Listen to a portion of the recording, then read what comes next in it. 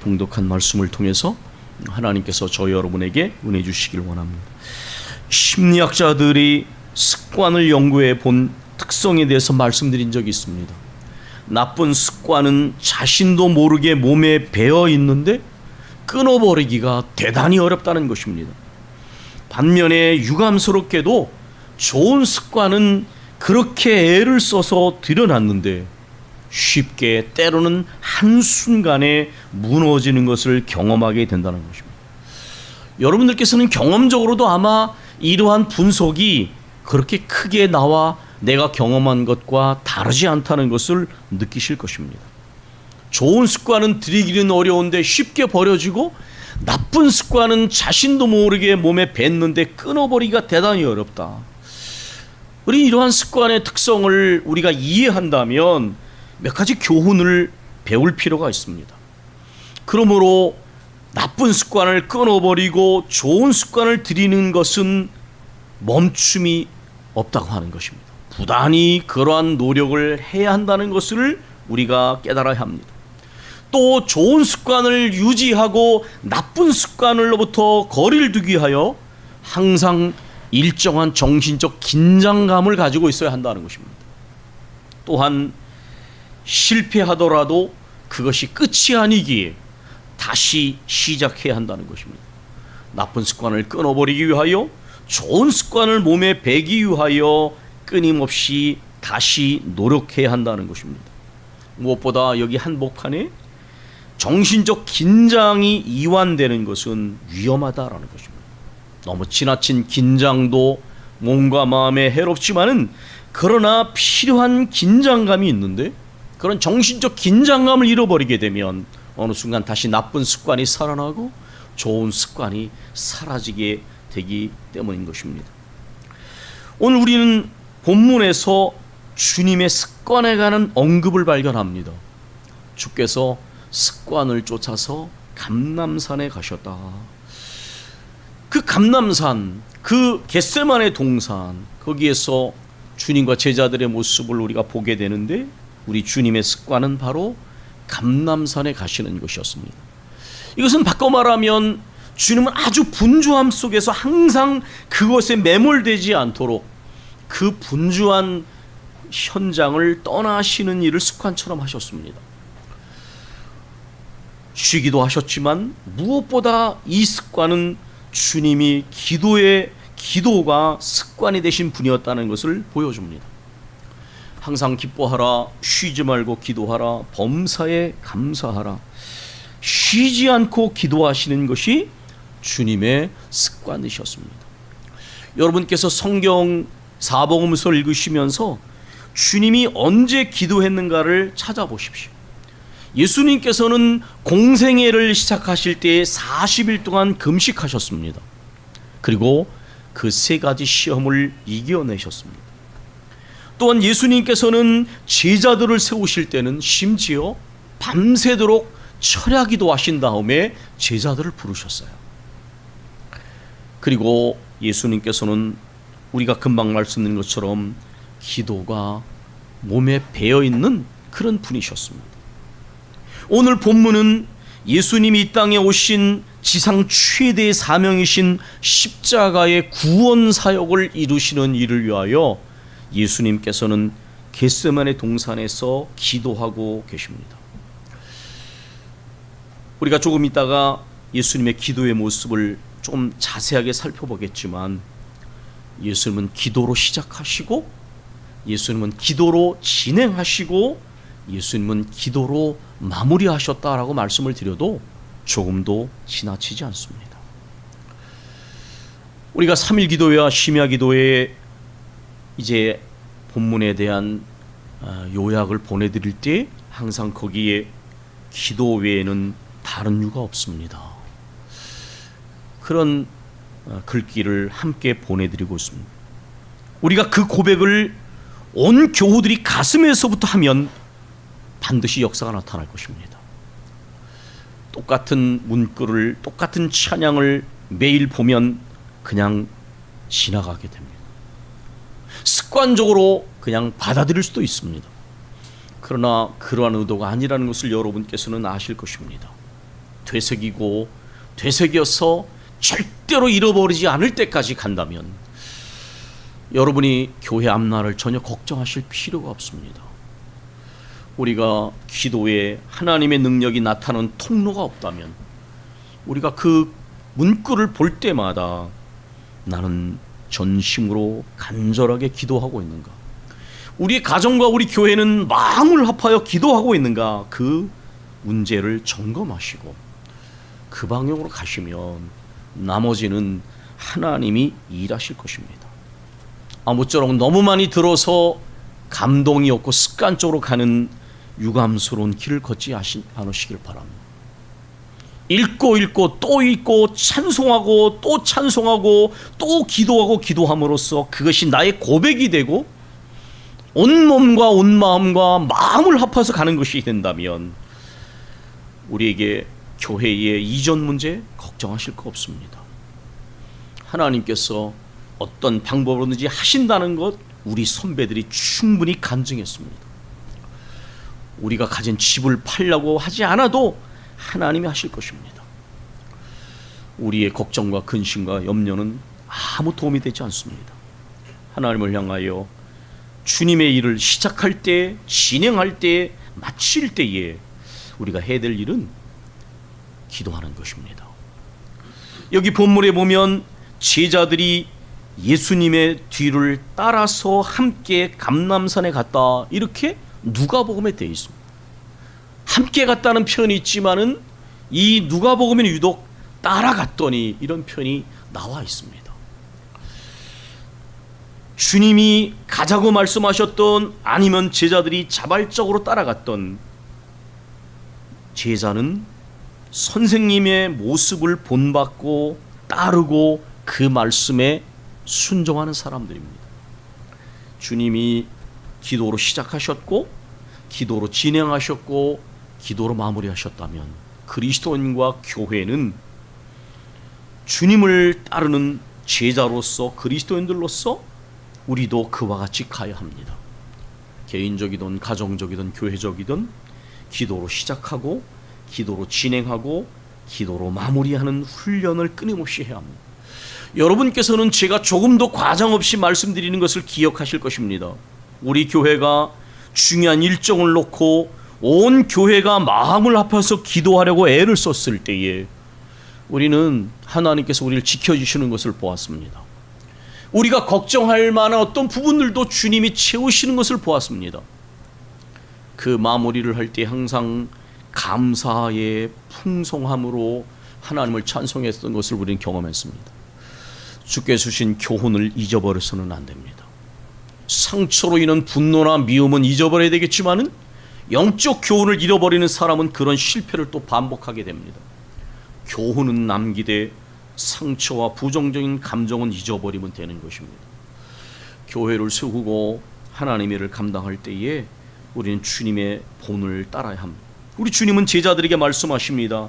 유혹에 빠지지 않게 기도하라. 시험에 들지 않게 깨어 기도하라. 마음은 원이로되 육신이 약하구나. 예수님은 겟세마네 동산에서 제자들에게 말씀하셨습니다. 여러분께서 누가복음 22장 앞부분을 읽어보시고 또 그 앞부분을 읽어보시면 예수님이 지금 경계하고 경고하고 계시다는 것을 발견하게 될 것입니다. 왜냐하면 제자들에게 이 이야기를 이 겟세마네 동산에서 3번씩이나 하셨습니다. 시험에 들지 않게 깨어있어 기도하라. 마음은 언이로되 육신이 약하도다. 이것은 지금 제자들에게 큰 신앙의 위기가 올 것임을 지금 경고하고 계신 것입니다. 제가 83년도에 철학과를 다닐 때 꽈티를 만들었는데 짓궂게 그 티 뒤에는 철부지 그런 단어가 쓰여져 있었습니다. 누가 그런 아이디어를 냈는지 모르지만 상당히 유머 감각 속에서도 아주 깊은 것이었습니다. 이 철부지라는 단어는 농경사회에서 나온 단어입니다.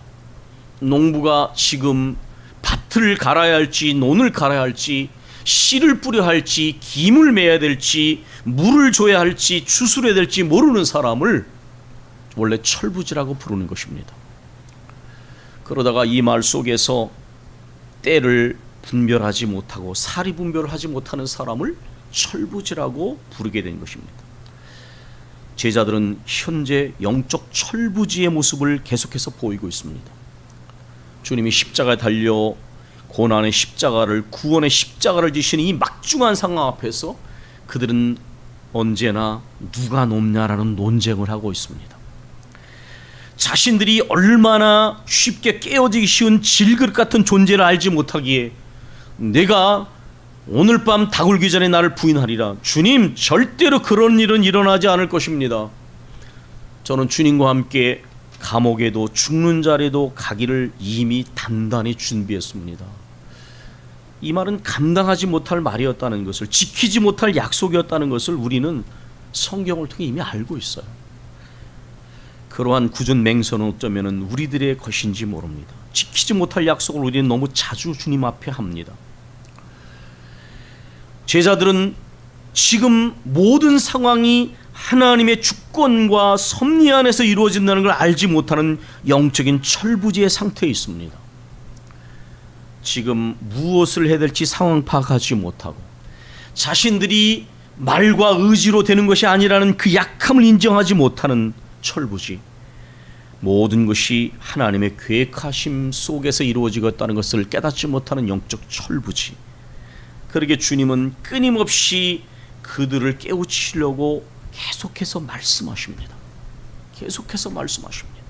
그리고 오늘도 시험에 들지 않게 유혹에 빠지지 않도록 깨어 있어 기도해야 한다는 것을 여러 차례 말씀하고 계십니다. 우리 주님은 돌 던질 만큼 한 거리에 가서 거리에 떨어져서 무릎을 꿇고 기도하십니다. 우리 교회가 아직 작아서 약간 기도할 때 그런 어려움이 있지만, 그래서 저는 교회 건물이 좀 필요하다 생각해요. 때로는 골방에서 내 마음을 토해놓고 부르짖어 기도하고 싶을 때 옆에 누군가 있으면 그렇게 하기 어렵죠. 기도에 골방이 꼭 필요하다, 그런 생각이 듭니다. 주님이 돌 던질 만큼 떨어진 곳에 가서 기도하시는 것은 아버지 하나님과 1대1의 만남을 갖기를 원하시는 것이죠. 그러나 주님의 간절함은 침묵으로 기도하진 않으셨던 것 같습니다. 나중에 이 복음서의 기자들이 이것을 기록한 걸 보면 주님의 부르짖음이 떨어져 있는 제자들의 귀에도 들려지지 않았나 생각해 봅니다. 주님은 1대1로 하나님 앞에 기도하시면서 그 기도의 모습을 보면 무릎을 꿇고 기도하셨습니다.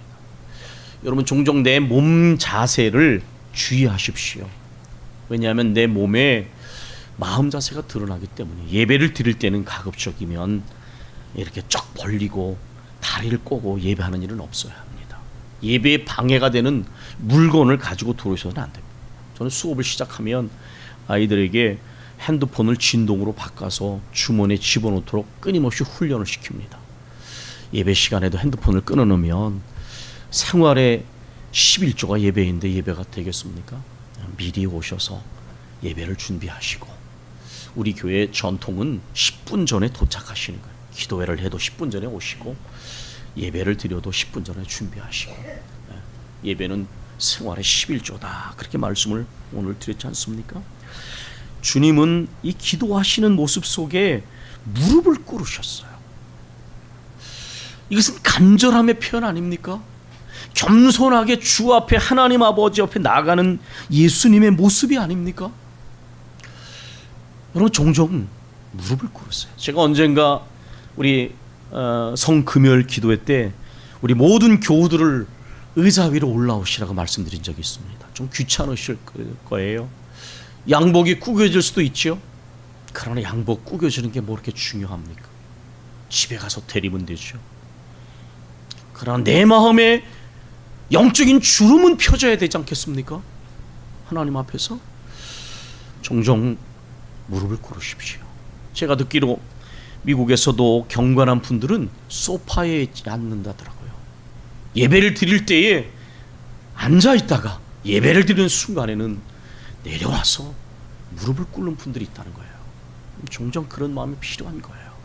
마음의 가장 겸손함과 간절함으로 하나님께 기도해야죠. 여기 예수님께서는 기도하실 때 우리에게 기도의 모범과 기도의 완성을 있는 그대로 다 보여주고 계십니다. 아버지여, 이 할만하시거든 이 잔이 내게서 지나가게 하옵소서. 그러나 내 원대로 마시고 아버지의 원대로 뜻대로 되기를 원하나이다. 주님이 기도하시는 모습을 이렇게 사복음서는 말하고 있지 않습니까? 내가 고민하여 죽을 지경이다. 그러니 너희들은 나와 함께 기도하자. 깨어 기도하자. 예수님이 어디에서도 이렇게 부탁하신 적이 없습니다. 내 마음이 고민하여 죽을 지경이다. 아버지 앞에 저주를 받는 것은 그것이 잠시라도 주님에게는 굉장한 고통이었을 거예요. 여러분 이해하실 수 있을 거예요. 만약에 여러분이 사랑하는 사람에게 단 5분이라도 잊혀진다면 여러분은 괴로울 거예요. 예수님이 십자가를 지시는 순간이 온 인류의 죄를 짊어지고 아버지에게 저주받으신 이 고통, 영적인 고통은 이건 형용할 수 없는 거예요. 그러니까 고민하여 죽게 되었으니 죽을 지경이다. 그러니 나를 위하여 함께 기도해다오. 예수님이 중보 기도를 부탁하실 정도였습니다. 그리고 이렇게 기록하고 있습니다. 힘쓰고 애써 간절히 기도하시니 땀방울이 떨어질 때에 핏방울처럼 되더라. 크리스찬 의사들 중에 이 본문을 해석할 때에 사람이 정신적으로 굉장한 집중을 하면 모세혈관이 파열돼서 실제로 피가 나는 일이 있다라는 것을 말하고 있습니다. 얼마나 간절히 기도하시면 일어날까요? 주님은 힘쓰고 애써 간절히 기도하셨다 그랬습니다. 이것은 우리 주님께서 우리에게 보여주신 기도의 모범입니다. 우리가 기도할 때에 중언부언하여서 기도하지 않도록 하라고 하나님 우리 주님께서 말씀하셨어요. 기도할 때에 힘쓰고 애써 간절히 주님은 기도하셨습니다. 이것이 바로 우리가 주님께 배워할 기도의 모범입니다. 그리고 여기에 우리는 기도의 완성이 무엇인지를 발견합니다. 내게 원하는 것 이것이 있지만 내 원대로 마시고 아버지의 뜻대로 원대로 하옵소서. 이것은 우리 크리스찬들이 들을 수 있는 최고의 기도입니다. 오늘날 많은 교회에서 마치 기도는 때를 써서라도 하나님을 설득하는 것처럼 가르치지만 그러나 하나님의 뜻을 벗어나서 얻는 것은 절대로 축복이 될 수 없습니다. 가장 최고의 기도는 내 뜻을 내려놓고 아버지 앞에 순복하는 것입니다. 때를 써서라도 자기의 욕망을 관철시키는 것을 기도로 가르치는 분들은 회개해야 될 것입니다. 그것은 결코 축복이 아닙니다. 내 뜻대로 마옵시고 아버지의 뜻대로 하옵소서. 칭찬은 고래도 춤춘다라는 책을 쓴 켄 블랜처드, 사실은 이분은 기독교 저자예요. 우리나라에 10권 이상의 책이 번역되어 있는데 그 중에 10권 가까운 책은 다 기독교 책입니다. 출판사에서 출판을 위해서 칭찬은 고래도 춤추게 한다면 부각시키는데 사랑으로 소문난 교회 예수는 어떻게 12제자를 훈련시켰는가, 섬기는 리더 예수, 기독교 서적이 훨씬 더 많습니다. 귀한 책이니까 좀 이분 책을 많이 읽으시면 도움이 됩니다. 이분이 쓴 책 중에 저는 섬기는 리더 예수라는 책에 가장 감명을 받았어요. 이 책에서 켄 블랜차드는 이기적인 리더와 섬기는 리더를 구분하고 있는데 우리 영적 지도자들과 조직에 있는 분들에게도 아주 정확하게 맞아떨어집니다. 이기적인 리더는 욕망을 섬긴다. 자신의 욕망과 야망을 섬기는 것이 이기적인 리더입니다. 두 번째, 그러기에 이러한 이기적인 리더는 절대로 비판이나 피드백을 받아들이지 않습니다. 왜냐하면 그것을 자기를 위한 공격으로 받아들이고 훈수도는 생각할 때가 많아요. 이기적인 리더는 그러므로 후계자나 제자를 키우는 일에 별 관심을 갖지 않는다는 겁니다. 그러나 섬기는 리더는 조직의 비전을 섬깁니다. 조직을 세우고 조직의 가치를 실현하는 일에 그의 진정성 있는 관심이 있습니다. 그는 그러므로 조직의 발전을 위한 어떤 조언이나 비판도 기꺼이 받아들입니다. 그것을 자기 개인에 대한 공격으로 확대시키지 않는 것이죠. 이 조직 비전은 계속해서 이어져야 할 것이기 때문에 그러므로 그는 후계자를 키우는 일에, 일꾼을 키우는 일에 관심이 많습니다. 켄 블랜차드에 의하면 예수님은 섬긴 리더의 모범이셨습니다. 그분은 하나님 나라의 주역이셨지만 하나님 나라 비전을 가진 분이셨습니다. 하나님 나라를 실현하고 선포하고 세우시는 일에 예수님의 관심이 집중되어 있었습니다. 예수님은 어느 누구를 향해서도 당연히 비판이 필요 없는 분이셨지만 예수님은 열려져 있는 분이셨습니다. 그리고 예수님은 하나님 나라 이 비전을 위하여 12제자를 세우시고 70인의 제자를 세우시고 교회를 세우시고 우리를 부르셨습니다. 예수님 베드로를 비롯한 제자들은 어떻습니까? 그들은 이기적인 리더의 모습을 아주 오랫동안 버리지 못했습니다. 심지어 주님이 십자가에 못 박히는 순간이 올 때까지도 누가 높냐에 관심이 있었습니다. 그러므로 그들은 또한 제자로서의 삶을 살 수 없었습니다. 항상 그러기에 불필요한 다툼이 일어났습니다. 시기하고 질투하고 분노하는 것입니다. 저는 얼마나 많은 영적 지도자들이 불행하게도 얼마나 많은 조직의 리더들이 이기적인 리더의 모습을 보이는지 유감스럽습니다. 심지어 섬기는 자 누구누구, 그러나 섬기는 자라고 쓰고 섬김을 받는 자라고 읽는다. 그분은 절대로 섬김을 받아야지 섬길 수 없는 거예요.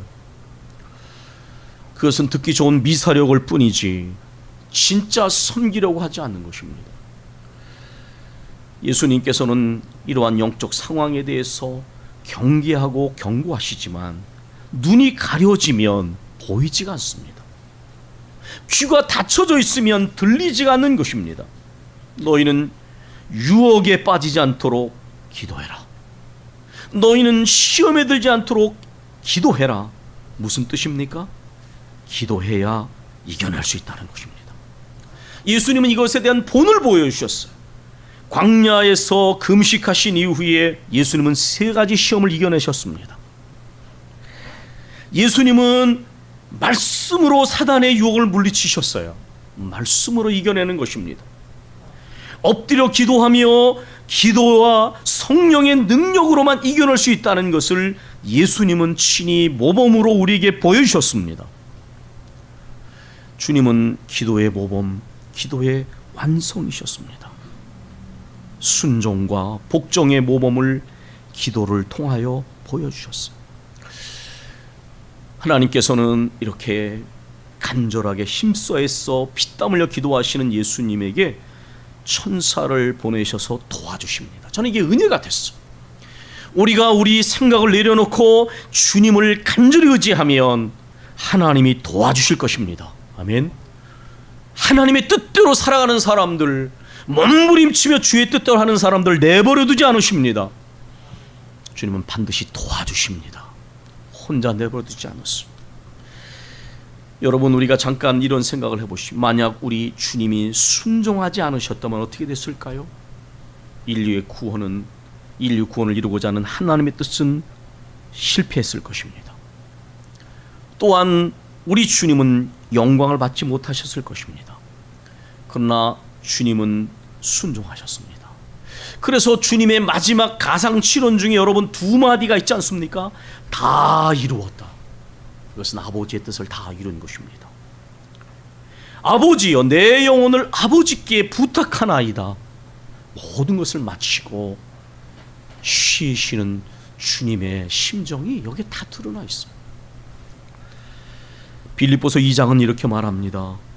겸손으로 복종하신 주님, 그 주님 앞에 우리 하나님께서는 모든 무릎을 예수의 이름 앞에 꿇게 하시고 하늘에 있는 것이나 땅에 있는 것이나 땅 아래 있는 모든 입으로 예수를 주라 시인하여 하나님 아버지께 영광을 돌리게 하셨느니라.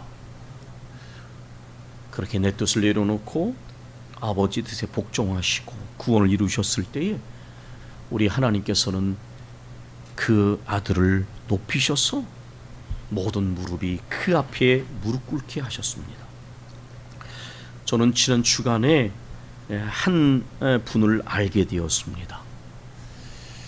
그분은 나는 변방 목사입니다 라고 고백하는 분입니다.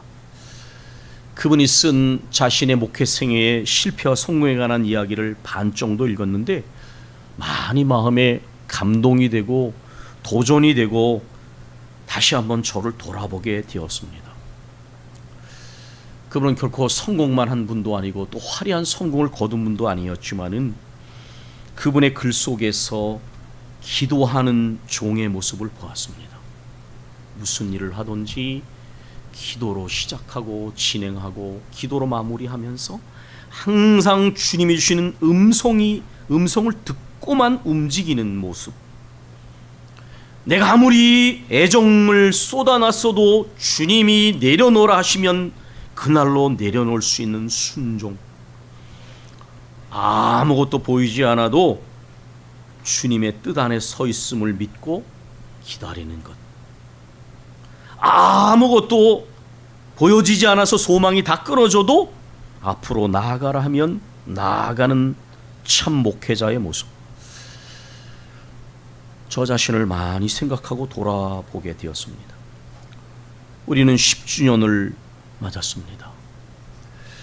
이 10주년을 지나면서 우리는 마음에 어떤 다짐을 해야 할까요?